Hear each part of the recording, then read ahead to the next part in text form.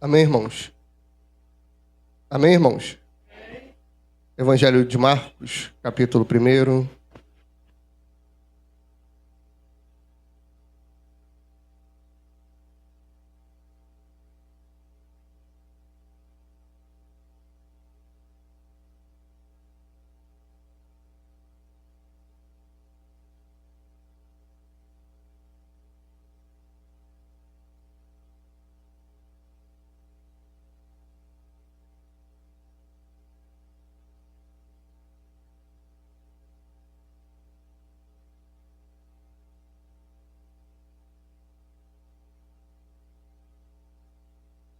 Amém?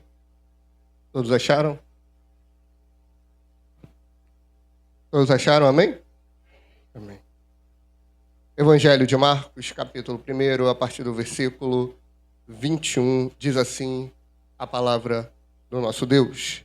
Entraram em Cafarnaum, e logo no sábado, indo ele à sinagoga, ali ensinava. E maravilhavam-se da sua doutrina, porque os ensinava os ensinava como tendo autoridade, e não como os escribas. E estava na sinagoga deles um homem com um espírito imundo, o qual exclamou, dizendo: que temos contigo, Jesus Nazareno? Vieste nos destruir? Bem sei quem és, o Santo de Deus. E repreendeu Jesus, dizendo: cala-te e sai dele. Então o espírito imundo, convulsionando-o e clamando com grande voz, saiu dele. E todos se admiravam, a ponto de perguntarem entre si, dizendo: que é isto? Que nova doutrina é esta? Pois com autoridade ordena aos espíritos imundos e eles lhe obedecem. E logo correu a sua fama por toda a província da Galileia. E logo saindo da sinagoga foram à casa de Simão e de André com Tiago e João. E a sogra de Simão estava deitada com febre e logo lhe falaram dela. Então, chegando-se à tarde, quando já estava pondo o sol, trouxeram-lhe todos os que se achavam enfermos e os endemoniados. E toda a cidade que se juntou à porta e curou muitos que se achavam enfermos de diversas enfermidades e expulsou muitos demônios. Porém, não deixava falar os demônios, porque o conheciam. Amém? Podem sentar em nome de Jesus.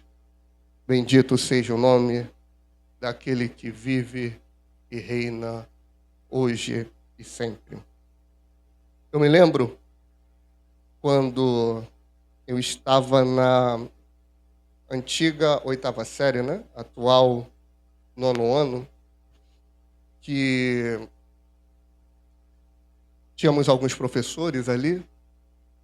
O professor de história, ele não tinha muita moral, se é que eu posso falar dessa forma. Ele se colocava muito como amigo dos alunos, né? E dessa forma ele não era muito respeitado. Lembro de um dia que a gente, ali na aula, ele bateu na mesa, te bravejou um palavrão, e todo mundo riu dele. Em contrapartida, eu tinha um outro professor de matemática, aquele ali era casca grossa. Ele era bom. Ele entrava na sala, parece que ele entrava com uma comitiva de anjos. Era uma coisa tremenda. Ele entrava, a turma ia silenciando, conforme a gente o via. Ele não dava um pio, nem bom dia ele dava. Ele só começava: número 1, presente. Número 2, presente. E até o final. Depois ele vinha: bom dia, turma, e começava. Colégio municipal, normal. Qual é a diferença de ambos se eram professores? Tinham estudado e se qualificado. Um tinha autoridade, o outro não tinha. Um bateu na mesa, esbravejou, soltou um palavrão. Hoje deve ser comum, né? Não sei como é que tá as escolas, já saí de lá tem um pouquinho de tempo. Mas, pelo que eu vejo, me parece ser comum nas salas de aula. Na época, quando o aluno xingava, ainda era repreendido pelos professores. Hoje, me parece que os próprios professores embarcam nisso. Mas um chegou, esbravejou e riram dele. O outro, só com a presença dele, fazia a turma ficar quieta. Ele conseguiu o milagre de fazer toda aquela turma que a maioria tinha reprovado em matemática no ano anterior ser aprovada. Porque com autoridade ele ensinava e os alunos aprendiam. Jesus, ele começa o seu ministério trazendo o que é o reino. Ele traz a identidade do reino, como é relatado por Marcos. Ele mostra quem foi João Batista. Ele mostra a mensagem do Evangelho e o custo para seguir o Evangelho. Seguir Jesus não é como muitos estão colocando hoje em dia, que é simplesmente ir à igreja. Seguir Jesus é ter uma mudança de vida. Seguir Jesus é mudar a rota, como foi pregado pela irmã na quarta-feira, em João 3. Jesus e Nicodemos, alguns chamam, né? Acho que o Paulo Júnior chamava assim, o encontro de titãs. O grande mestre de Israel, aquele que talvez ocupasse a cadeira de Moisés, estava encontrando Jesus, o Filho de Deus, aquele que comissionou Moisés. E naquele encontro, um líder religioso, altamente recomendado por Israel, ele chega diante de Jesus e fala: eu vejo que tu és mestre vindo da parte de Deus, porque ninguém pode fazer os sinais que tu fazes. Jesus, de uma forma muito... Porque se sou eu dando essa resposta, eu sou grosso, né? Mas Jesus, de forma delicada, mansa, agradável e linda, fala: você tem que nascer de novo. Não adianta vir me elogiando, Nicodemos. Não adianta vindo tentar amaciar o meu ego, Nicodemos. Não adianta vir falar que eu sou um grande homem de Deus. Você tem que nascer de novo. Jesus começa pregando. E ele não prega: Deus tem um plano na tua vida. Jesus, ele não prega: olha só, eu vim para te dar um emprego, para te dar uma casa. Eu vim simplesmente para te trazer alegria, porque o ser humano ele está muito infeliz. O ser humano ele está na era da ansiedade e da depressão. Olha, eu vim para te trazer uma alegria. Jesus, ele não veio para isso, ele veio para trazer uma mensagem. E ele traz essa mensagem. A mensagem não é para mudar o panorama do ser humano aqui e agora. É para mudar o panorama eterno. A mensagem de Jesus não é para colhermos bênçãos aqui nessa terra. A mensagem de Jesus é para que a gente tenha uma vida eterna. Por isso, ele brada em Marcos 1, 14 e 15: arrependei-vos e crede no Evangelho, porque o reino de Deus chegou. Essa é a mensagem do Evangelho. Jesus prega. E logo depois que ele prega, ele começa a comissionar, selecionar e chamar os seus discípulos. Em um tempo onde os mestres eram escolhidos, Jesus escolhe. Em um tempo em que eles decidiam: eu quero seguir Hillel. Hillel era um mestre, ele era aquele que ensinava, ele criou uma escola. Hillel, ele era, em tese, para os judeus, um homem de Deus. E Gamaliel estudou na escola de Hillel. Eles achavam que eram os tais, o bambambam, que conheciam. Jesus, ele faz diferente deles. Eu estou aqui, me escolham. Jesus não. Eu escolho vocês. Não há chance de salvação, porque você não vai me querer. Não há chance de salvação, porque você não vai me escolher. Não há chance de redenção, porque você não vem até mim se eu não for até você primeiro. Vocês estavam mortos em delitos e pecados, e eu vos dei vida, Efésios 2, verso 1. Vocês estavam marchando para o inferno, vocês estavam marchando para a morte, mas eu fui até vocês. Não foram vocês que me escolheram, João 15, mas eu escolhi vocês, para que vão e deem frutos. Jesus começa a selecionar os seus discípulos, e ele chama. Só que ele é contundente. O chamado de Jesus, ele é pro aqui e pro agora. O chamado de Jesus, como falamos na semana passada, ele não é para ver se você tem um tempinho na tua agenda. Jesus, ele não está interessado em ocupar um tempo da tua agenda. Jesus não está interessado que você dê o dízimo, nem tampouco que você guarde o sábado. Jesus, ele quer tudo. Ele quer a tua agenda por completo. Ele quer a tua vida por completo. Ele não quer um dia, ele quer toda a semana. Ele não quer uma semana, ele quer um mês, ele não quer um ano, ele quer a vida inteira. Jesus chega para aqueles homens e fala assim: olha, segue-me, que eu vos farei pescadores de homem. Essa é uma mensagem direta, enfática, única e verdadeira. Venha, siga-me. Você não tem uma outra opção.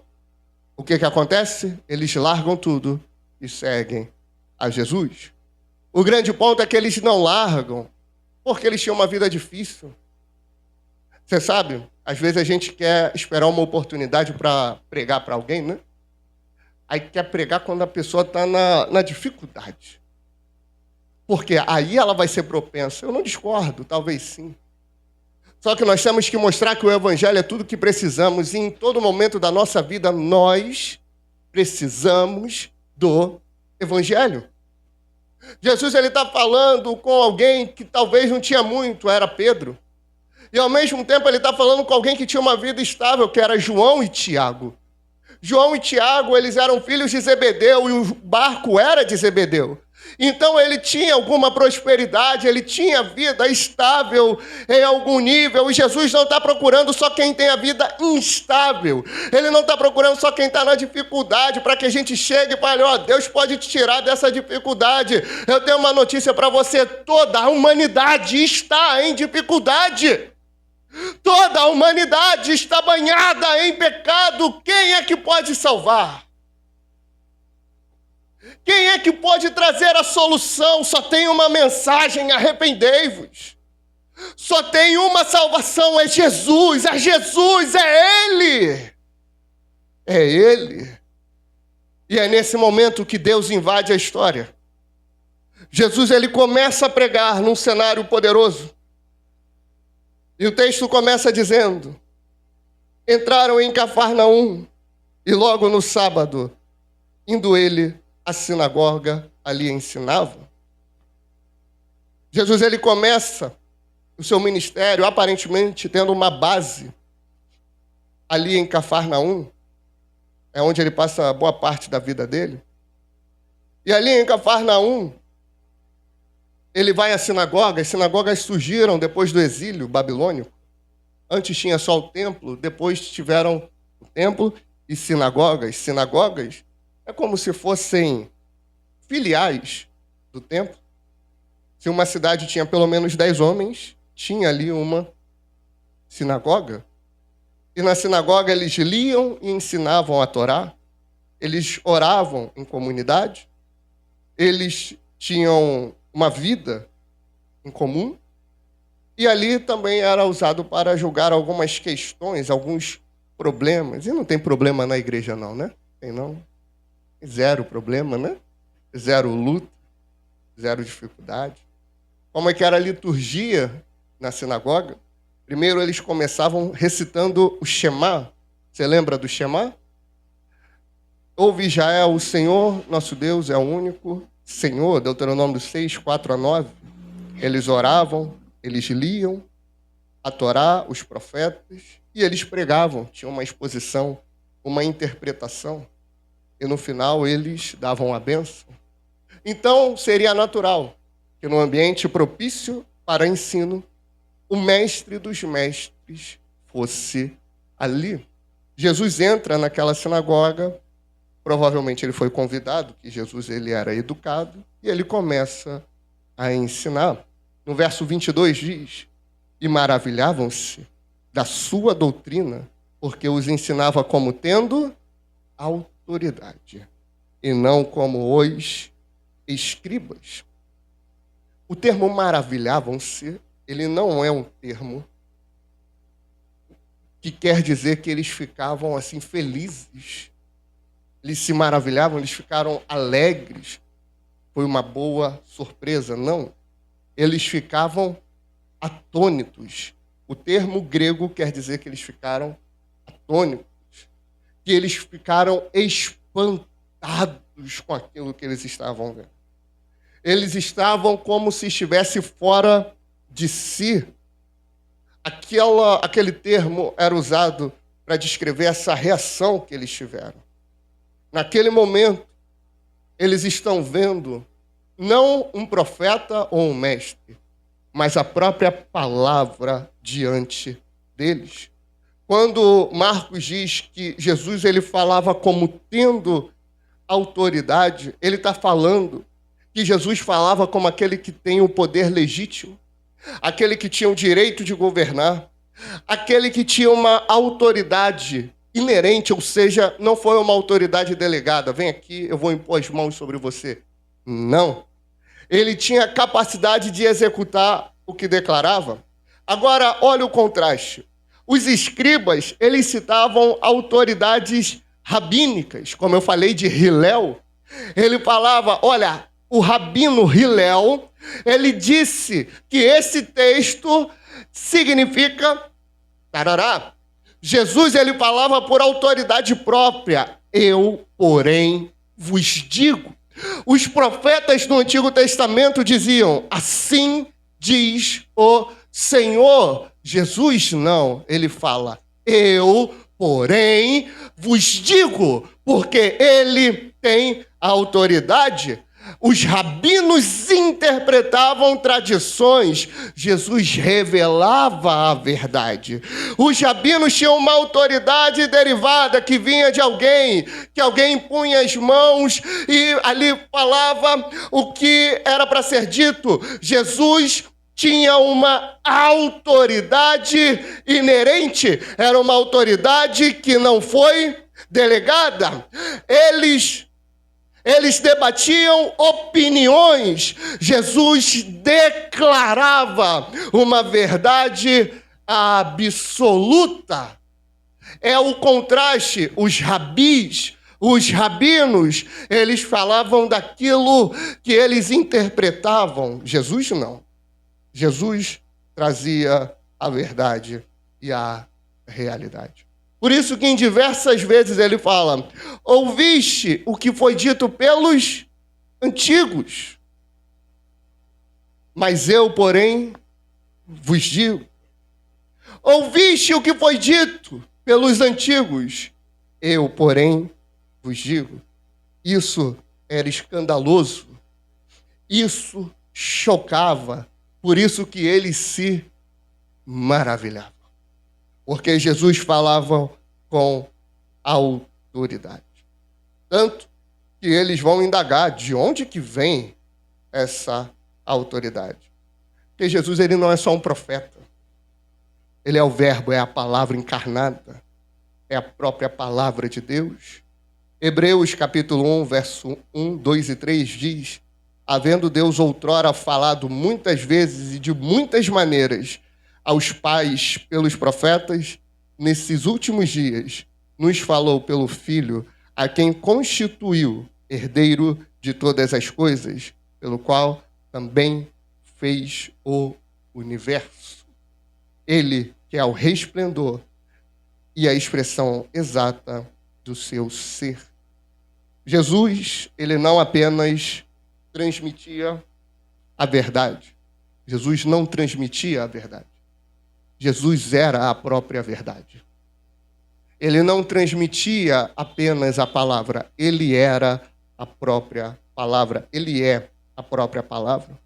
De onde vem essa autoridade? Ele é assim, é a própria autoridade. Ele conhece perfeitamente a mente do Pai.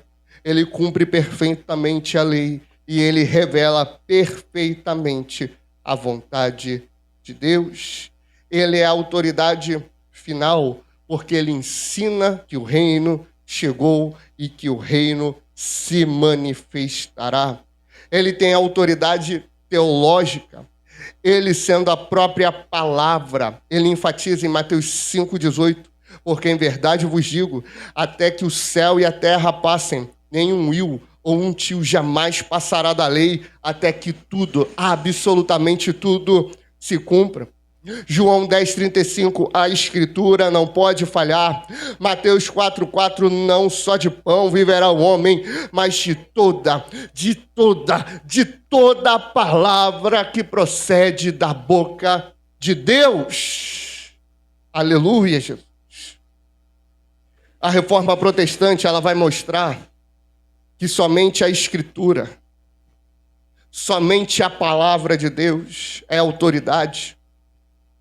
Por isso que nós baseamos na palavra a nossa teologia, que é o que nós cremos, a nossa ética, que é como vivemos, a nossa eclesiologia, que é como vivemos e fazemos igreja, a nossa espiritualidade, que é como nós nos relacionamos com Deus. Qual que é a autoridade final da tua vida?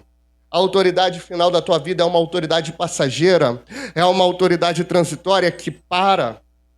A autoridade final da tua vida são os teus sentimentos, opiniões da maioria, tradições familiares, cultura contemporânea, experiências pessoais, ou é Jesus?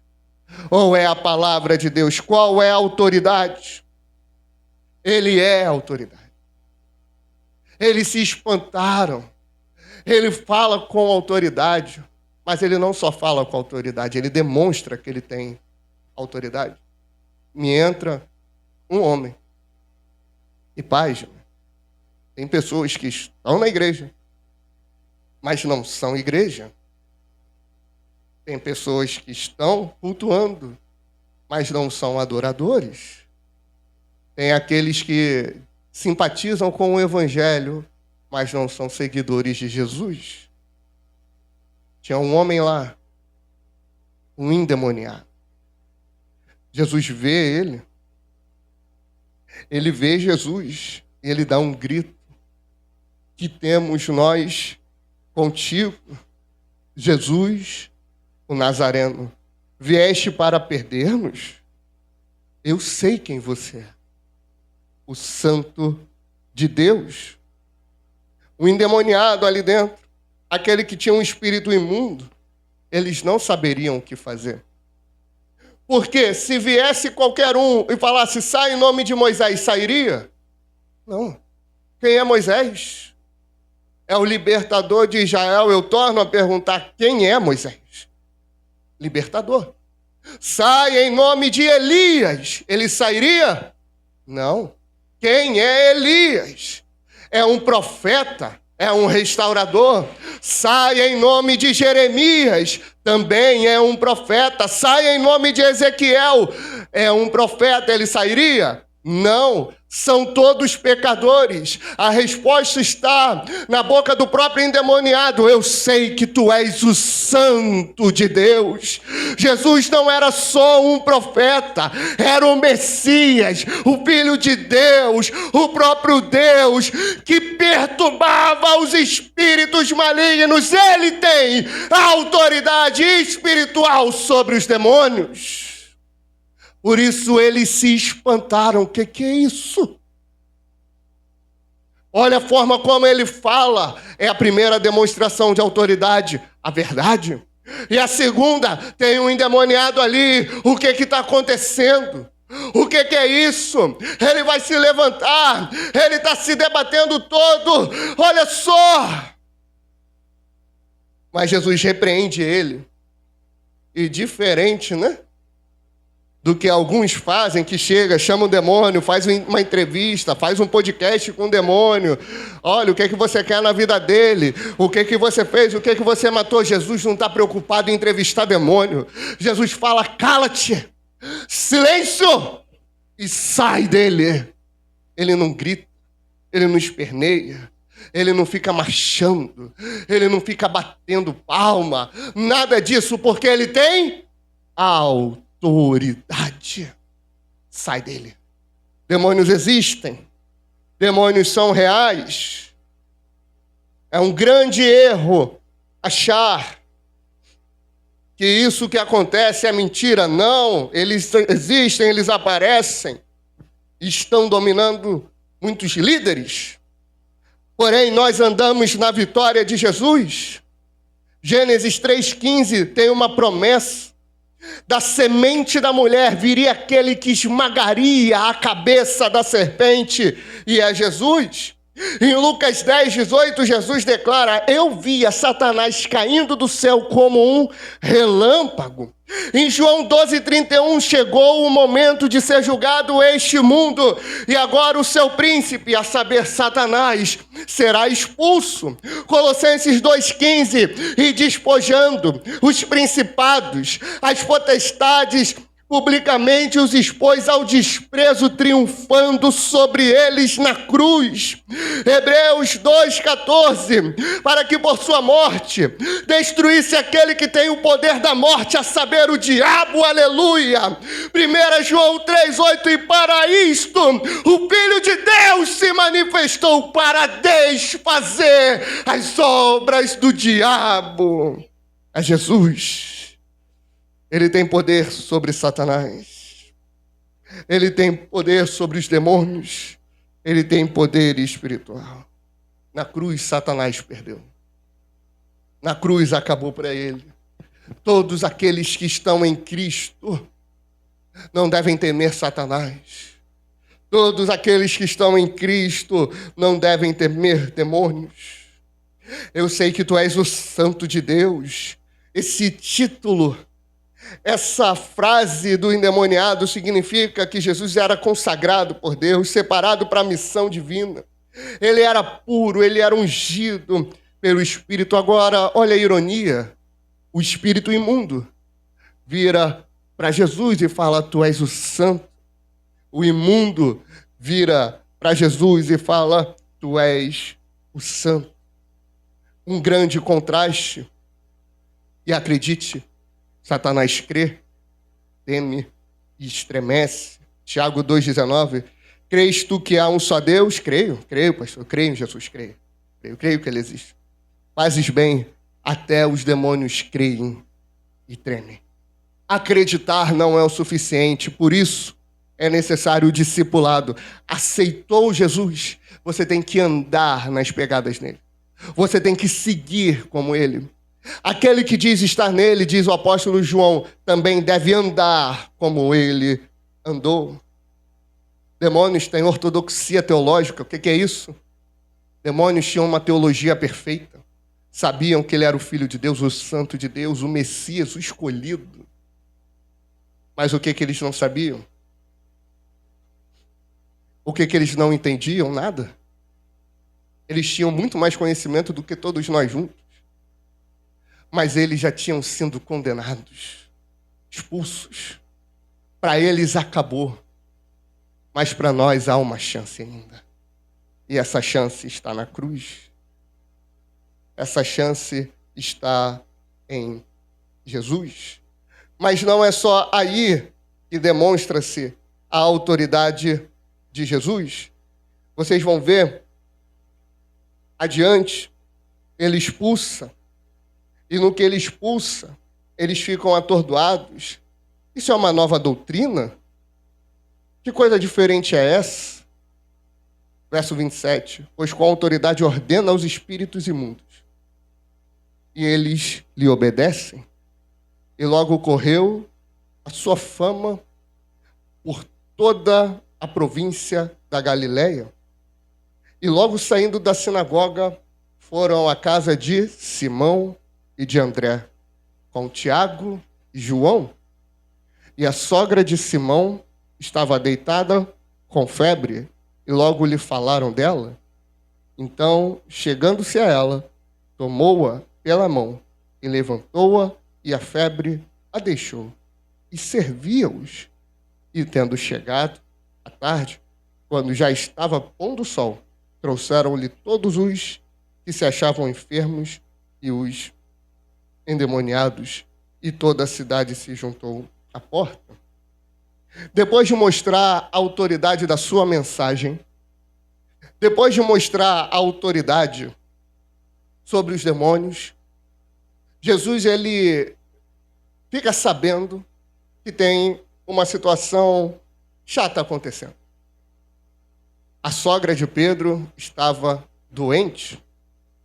Naquele momento, que fazem Jesus saber, ele vai até a casa de Pedro e vai falar com a sogra dele, vai vê-lo. Naquele momento, Jesus está mostrando: eu tenho a autoridade do ensino, da mensagem, da verdade. Eu tenho a autoridade dos demônios. Eu estou acima dos demônios. E eu também estou acima da enfermidade. Não existe enfermidade que Jesus não possa curar. Não existe enfermidade que possa parar a obra de Deus. Não existe nenhuma situação física que Jesus não possa sanar. Mas eu estou enfermo, mas eu estou doente. Você percebe que a palavra vai dizer que toda a cidade foi visitá-lo e ele curou muitos. Não necessariamente todos foram curados. A cura veio para muitos.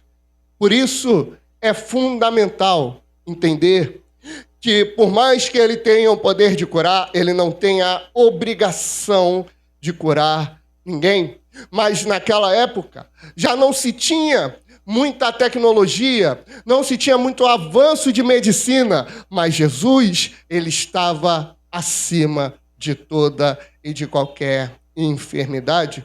Ele olha para a sogra de Pedro, ele a cura, e quando ela é curada, ela já vai servi-lo. Acontece muito, eu já vi, acho que vocês também, pessoas que foram curadas, pessoas que tiveram suas enfermidades expelidas. Acontece delas saírem da igreja, acontece delas desviarem, acontece delas viverem da maneira que querem, porque olharam para Jesus como um curandeiro, olharam para Jesus como aquele que pode dar uma bênção, não olharam como mestre, não olharam como Messias, não olharam como Senhor, não olharam para ele como Salvador. Eu quero a minha cura, ele vai e cura, e eu vou embora. Não é esse o propósito da cura. O propósito da cura é ser curado para servir, é ser atraído para o reino, para seguir Jesus. Ele é a autoridade.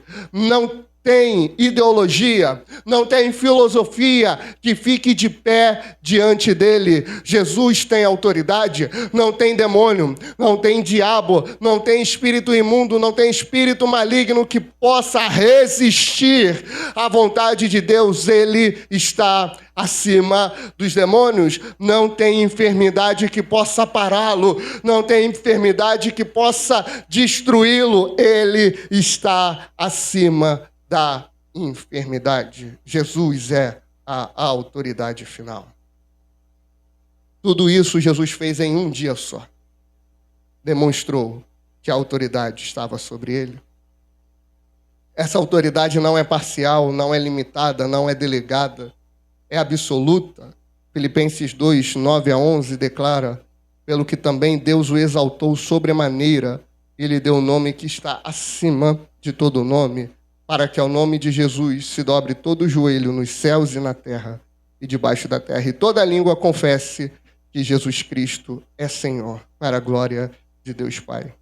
Ele tem essa autoridade porque é o Filho de Deus encarnado. Ele é rei do reino, ele é senhor de tudo. E esta autoridade foi demonstrada supremamente na cruz e na ressurreição. Na cruz ele venceu o pecado, Satanás e a morte. Na ressurreição ele provou sua vitória. Na ascensão ele foi entronizado à direita do Pai. No Pentecostes ele derramou o Espírito e um dia ele voltará para consumar o seu reino. Mateus 28:18, toda a autoridade me foi dada no céu e na terra. Jesus é a autoridade. A pergunta que fica é: você reconhece a autoridade de Jesus sobre a tua vida? Não apenas teoricamente, mas de forma prática e verdadeira?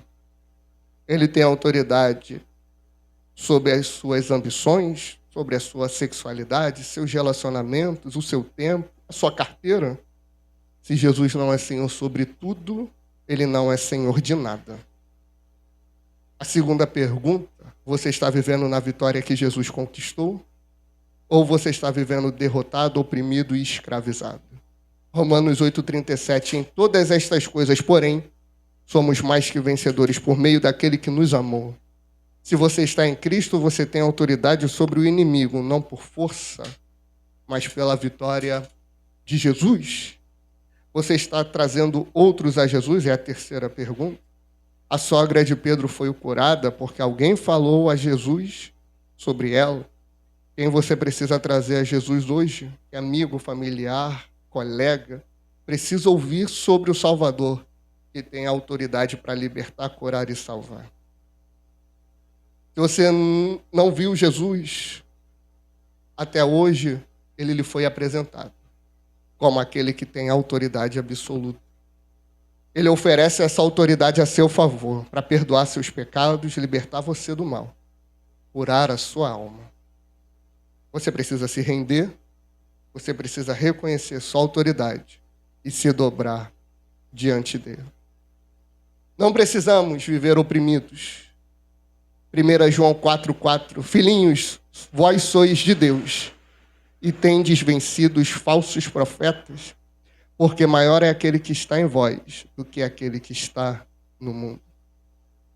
Se levanta e caminha e resista ao diabo. Para aqueles que estão enfermos, traga a sua enfermidade a Jesus. Peça oração aos ministros, confie na soberania de Deus e saiba, a cura definitiva está garantida na ressurreição dos mortos. Amém? A autoridade está em Jesus e ele deu essa autoridade para a igreja. Por isso, nós podemos crer que Deus invadiu a história. Amém? Vamos ficar de pé, vamos louvar, orar e falar com o nosso Deus.